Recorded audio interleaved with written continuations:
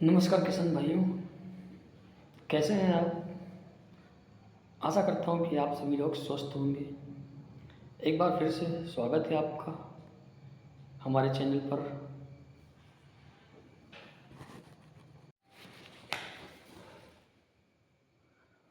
किशन भाइयों, सबसे पहले तो मैं आपको बहुत बहुत आभारी हूँ आपका। बहुत बहुत धन्यवाद करना चाहता हूँ कि आप मेरे चैनल को देख रहे हैं, सराह रहे हैं, लाइक कर रहे हैं, सब्सक्राइब कर रहे हैं और आशा है कि आप लोग शेयर भी कर रहे होंगे। आपके कमेंट्स भी आ रहे हैं। कमेंट्स की बात मैं कर रहा हूँ तो मुझे बहुत सारे किसानों के कमेंट्स आए हैं, पूछ रहे हैं खेती के बारे में। ज़्यादातर वही किसान हैं जो रासायनिक खेती कर रहे हैं और बहुत ज़्यादा परेशानी में इस समय। तो मैं आपका ज़्यादा समय नहीं लेता हूँ, लेकिन आपसे ये उम्मीद करता हूँ कि वीडियो को अंत तक देखेंगे तो शायद आपके भी सवालों के जवाब मिल जाएंगे। आप लोग भी रासायनिक खेती कर रहे हैं तो किस तरह से रासायनिक खेती को छोड़कर कौन सी कृषि पद्धति अपनाएं जिससे कि आपका लागत खर्च कम हो और मुनाफे की खेती हो। तो मैं किसानों के प्रश्न आए हुए हैं, उनको मैं आपके सामने रख रहा हूँ। मेरे पास ये प्रश्नों की एक लिस्ट है। एक किसान ने प्रश्न किया है कि मेरे खेत की फसल दूसरे से कम क्यों हो रही है। मैं मेहनत भी बहुत करता हूँ, खाद पानी भी देता हूँ, फिर भी पैदावार क्यों नहीं बढ़ रही है। तो किशन भाइयों, इस प्रश्न का उत्तर कई प्रकार के उत्तर हो सकते हैं। जिसने भी ये प्रश्न किया है यकीनन वह निश्चित तौर पर रासायनिक खेती करने वाला किसान है। किसान भाइयों, किन किन चीज़ों को आपको अपनाना है जिससे कि आपका लागत खर्च कम हो और उत्पादन में स्थिरता है। तो मैं उन किसान भाइयों को यही कहना चाहता हूँ कि आप अपनी पैदावार बढ़ाने के लिए क्या क्या करें।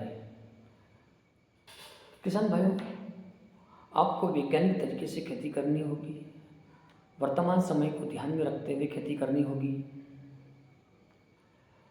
अगर आप आपकी मिट्टी को ध्यान में रखकर खेती करेंगे तो आपका खेत बोलेगा।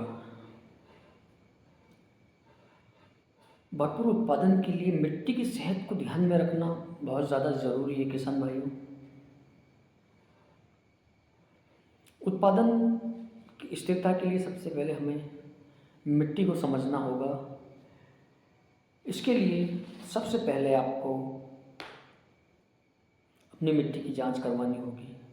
मिट्टी में किन पोषक तत्वों की कमी है वो आपको जानना होगा और उसी के हिसाब से मिट्टी की ज़रूरत को पूरा करना होगा। बहुत सारे किसान मिट्टी परीक्षण नहीं करवाते, मिट्टी की जांच नहीं करवाते हैं और बिना सोचे समझे अंधाधुंध रासायनिक खादों का इस्तेमाल कर रहे हैं। कौन से खाद की फसल को आवश्यकता है, मिट्टी को आवश्यकता है, उस चीज़ को हमें ध्यान में रखना बहुत ज़्यादा ज़रूरी है किसान भाइयों। तो ज़रूर आपका उत्पादन बढ़ेगा, इसमें कोई दो राय नहीं है।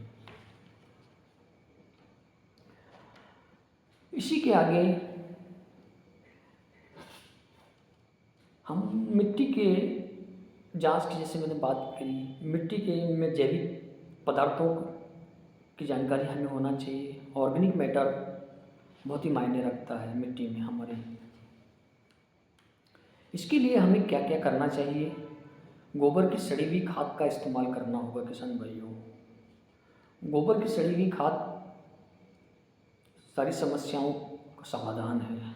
अभी हम लोग जाने अनजाने में हमारा जो रुखड़ा उखड़ा जो भी आप कहते हैं, गांव के बाहर पड़ा हुआ है, धूप में पड़ा हुआ है, बारिश होने के साथ ही उसमें पानी जा रहा है, और जो भी हमारे पोषक तत्व हैं मिट्टी के लिए जो आवश्यक हैं वो सारे पानी के साथ बहकर हमारे गोबर से बाहर जा रहे हैं।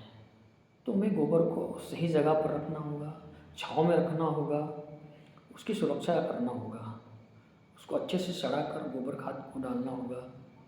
गोबर खाद को डालने का समय भी हमें सुनिश्चित करना होगा किसान भाइयों। अभी हमारे किसान भाई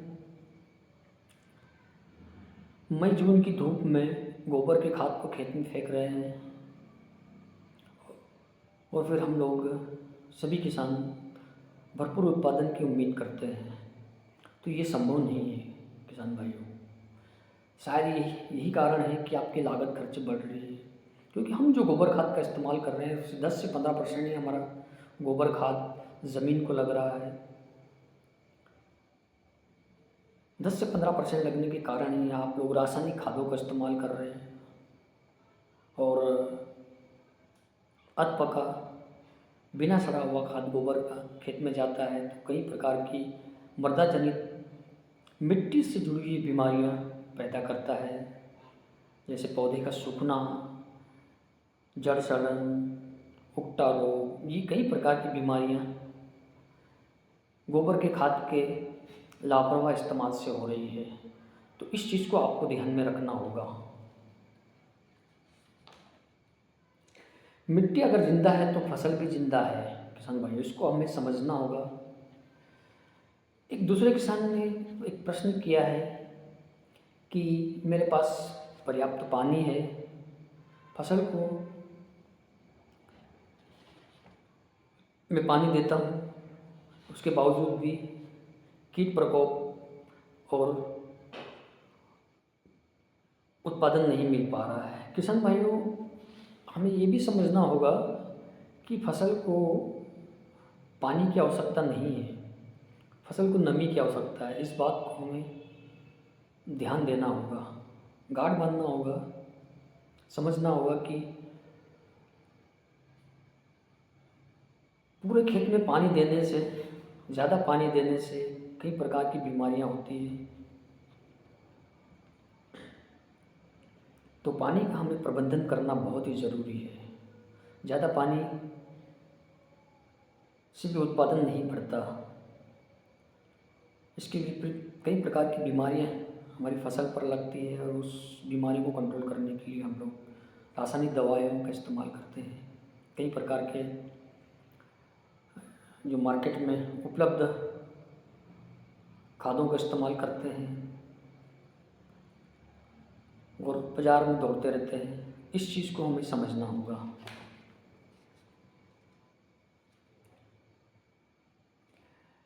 बीज, एक किसान ने हमें प्रश्न किया है कि बाज़ार से बीज लाता हूँ, मैं महंगा बीज लाता हूँ, फिर भी उत्पादन नहीं मिल पा रहा है। किसान भाइयों, हमें बीज के बारे में भी, बीज का विज्ञान भी हमें समझना होगा। ये किसान भी मध्य प्रदेश के ही हैं। बीज हमें प्रमाणित एवं स्थानीय परिस्थितियों के अनुसार चयन करना होगा। स्थानीय परिस्थितियों के अनुसार मेरा मतलब ये है, मेरा अभिप्राय ये है कि हमारे लोकल में जो बीज उपलब्ध हैं उन्हीं का हमें उपयोग करना होगा, क्योंकि स्थानीय परिस्थितियों में वो बीज ज़्यादा रेजिस्टेंट पावर रखेंगे और बीमारियां कम आएंगी। बाहर का बीज, महंगा बीज उत्पादन की सुनिश्चितता नहीं है। इस बात को हमें ध्यान देना होगा।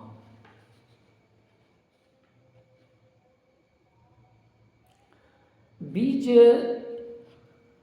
को बोने से पहले किसान भाइयों, हमें बीज उपचार करना बहुत ज़्यादा ज़रूरी है। बीज उपचार उसी प्रकार से ज़रूरी है जिस प्रकार से हम लोग मंदिर बनने के बाद मूर्ति की प्राण प्रतिष्ठा करते हैं। मूर्ति चाहे वो सोने की हो, चांदी की हो, या पत्थर की हो, संगमरमर की हो, प्राण प्रतिष्ठा बहुत ही ज़रूरी होती है। उसी प्रकार से बीज उपचार बहुत ही ज़रूरी होता है। बीज उपचार से बीज के ऊपर एक कवर दे सकते हैं हम लोग। गौमूत्र से बहुत सारे साधन हैं बीज उपचार के। ट्राइकोडर्मा है जो मिट्टी से जुड़े हुई बीमारियों को कंट्रोल करता है, प्रदा जनित रोगों को नियंत्रण में अहम भूमिका निभाता है ट्राइकोडर्मा। गौमूत्र, इस तरह की चीज़ों का हमें, जैविक चीज़ों का उपयोग करना होगा, घरेलू चीज़ों का उपयोग करना होगा। बीज उपचार में आपको महत्वपूर्ण भूमिका निभा सकते हैं ये चीज़ें। आगे और भी किसानों ने प्रश्न किए हैं।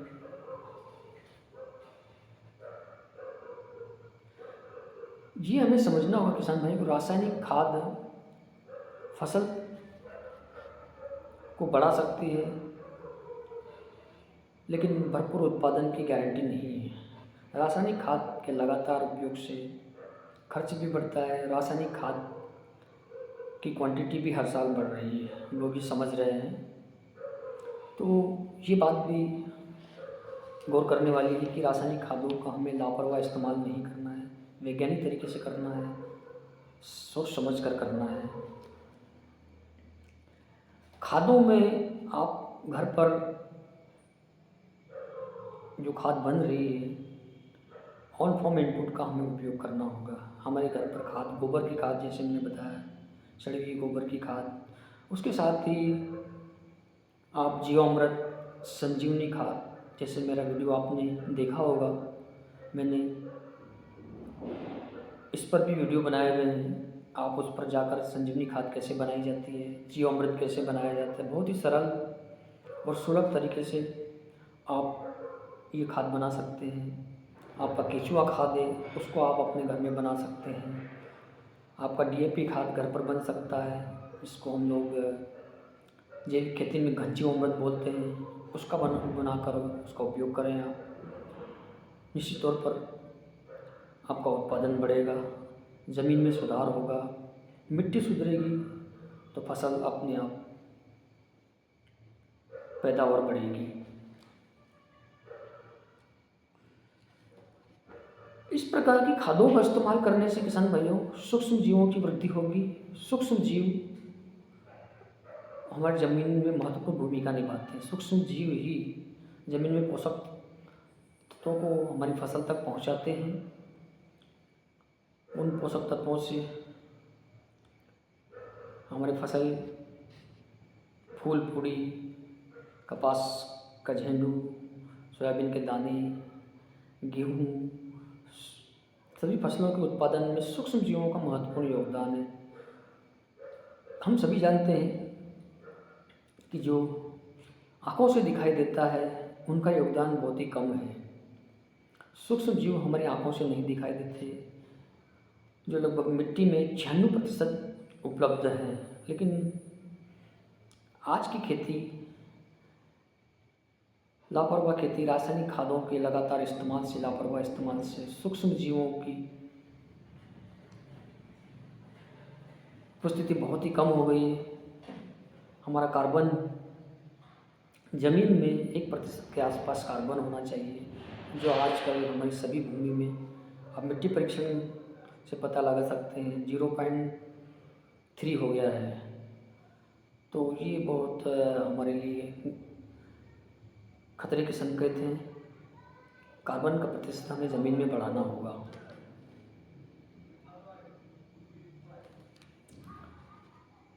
अगर मैं एक शब्द कहूँ, खाद खेत की दवा है और किसान वैद्य है, तो आप अपने आप को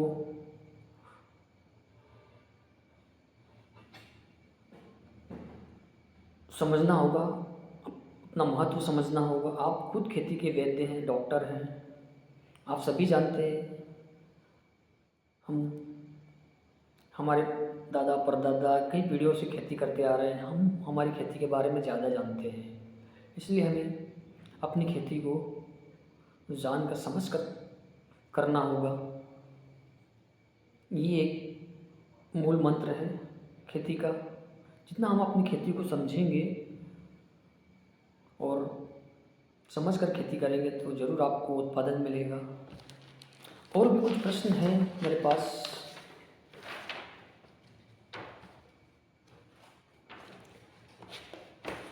किसानों ने प्रश्न किए हैं कि हमारा उत्पादन नहीं बढ़ रहा है। सारे प्रश्न उत्पादन से ही संबंधित हैं। सारे किसान उत्पादन पर ध्यान दे रहे हैं। मेरा ये कहना है कि उत्पादन की बजाय उत्पन्न पर ध्यान दो। हम लोग फसल पर ध्यान देते हैं, फसल लगाते हैं, बड़ी होती है, खाद पानी, उसके बाद दवाइयाँ अनेक प्रकार की, सारा खर्च पौधे पर करते हैं। मिट्टी पर हमारा खर्च बहुत ही कम हो गया है, जबकि सारी समस्याएं मिट्टी से ही पैदा हो रही है। मिट्टी पर हम ध्यान नहीं दे रहे हैं, मिट्टी को सही तरीके से खाद नहीं दे रहे हैं। सूक्ष्म जीवों किस प्रकार से हमारी मिट्टी में बढ़ोतरी हो, उस पर हमारा कोई ध्यान नहीं है। तो फसल के उत्पादन में जैसे किसान ने बताया है कि मेरा कपास सूख जाता है, उत्पादन कम हो रहा है साल दर साल। उसमें एक प्रमुख बात भूमिका है उसकी फसल चक्र। फसल चक्र महत्वपूर्ण योगदान रखती है फसल उत्पादन में। फसल चक्र और विविधता, हम सभी जानते हैं कि आजकल व्यावसायिक फसल का दौर चल रहा है। मोनोक्रॉपिंग कर रहे हैं किसान। कपास, सारे खेतों में मैं देखता हूँ सिर्फ कपास लगा हुआ है, वहाँ पर दूसरी फसलों का एक भी पौधा नहीं दिखाई देता। कपास तो कपास दिख रहा है, सोयाबीन ही दिखता है, मक्का, पूरी मक्का खेत में भरी हुई है। इस तरह से मोनोक्रॉपिंग करने से भी फसल में कीट प्रकोप बहुत ज़्यादा होते हैं। फसल के पोषक तत्वों की मांग भी, डिमांड भी बढ़ जाती है और आने वाली फसल के लिए भी मुश्किलें पैदा होती है। तो हमें फसल चक्र करना बहुत ही ज़रूरी है। फसल चक्र से मेरा अभिप्राय आप समझ रहे होंगे। इस साल यदि आपने खेत में कपास लगाया हुआ है तो आप अगले साल उस खेत में मक्का लगाएं, सोयाबीन लगाएं या अन्य कोई उथली जड़ वाली फसल लगाएं। एक साल गहरी जड़ वाली फसल, दूसरे साल उथली जड़ वाली फसल। और किसी भी फसल में मोनोक्रॉपिंग नहीं करें। कपास के साथ मूंग लगाएं, मक्का में मूंग, उड़द और इस प्रकार से दलहनी फसलों को शामिल करें। कपास में, मक्का में, सोयाबीन में आप तुअर लगाएं, मक्का की छाट डालें। इस प्रकार से यदि आप फसल चक्र अपनाते हैं, मिश्रित खेती करते हैं, मिक्स क्रॉपिंग करते हैं तो निश्चित तौर पर आपकी फसल में बीमारी भी कम आएगी और दलहनी फसलों को मुख्य फसल के साथ लगाने से आपकी फसल में कीड़ों का प्रकोप भी कम होगा। ये बात आपको ध्यान देना पड़ेगा। फसल बदलने से मिट्टी में जान आ जाती है, ये सब हम जानते हैं, क्योंकि हर फसल के पोषक तत्वों की डिमांड अलग अलग होती है। इसलिए फसल चक्र करना बहुत ही ज़्यादा ज़रूरी है।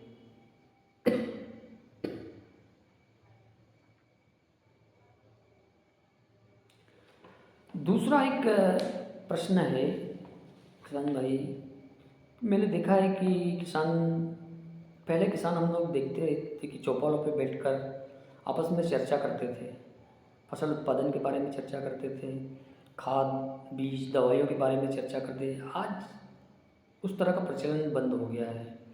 कोई किसी से पूछता है, ना कोई बताता है उसने किस प्रकार की पद्धति को अपनाया था, उसका उत्पादन क्यों ज़्यादा रहा, मेरा उत्पादन क्यों कम रहा। इस तरह की बातों को कोई एक दूसरे से शेयर नहीं करता। तो ये भी बहुत ही महत्वपूर्ण पहलू है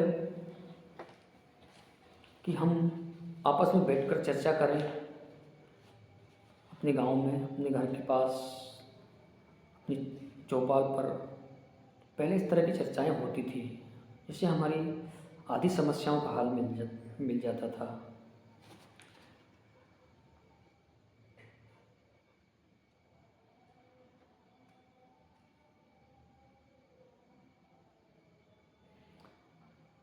आने वाला एक प्रश्न, मिट्टी में पोषक तत्व की पूर्ति के बारे में जैसे मैंने बताया, देसी खादों का इस्तेमाल करना बताया। किसान भाइयों, आप सॉरी, आपको अपनी सोच बदलना होगा, मिट्टी से प्रेम करना होगा। जिस दिन आप मिट्टी से प्रेम करने लग गए, फसल की बजाय हमें मिट्टी पर ध्यान देना होगा, सोच बदलना होगा, उस दिन आपका उत्पादन अपने आप बढ़ेगा। वैसे तो कई प्रश्न हैं, लेकिन सभी प्रश्न उत्पादन से संबंधित थे, तो मैंने सारे प्रश्नों का उत्तर दे दिया है आपको। बस मैं अंत में यही कहूँगा कि किसान भाइयों, फसल की बजाय आप मिट्टी पर ध्यान दीजिए। सेव द सॉइल, मिट्टी को बचाइए, उत्पादन की बजाय उत्पन्न जहाँ से हो रहा है उत्पन्न पर ध्यान दें। इसी के साथ आपने वीडियो को पूरा देखा, उसके लिए बहुत बहुत धन्यवाद। वीडियो आपको अच्छा लगा हो तो लाइक करें, सब्सक्राइब करें और अपने किसान दोस्तों को शेयर करें और कमेंट्स ज़रूर करें। आपके सभी सवालों के जवाब मैं दूंगा। इसी के साथ ही जय जवान, जय किसान, धन्यवाद।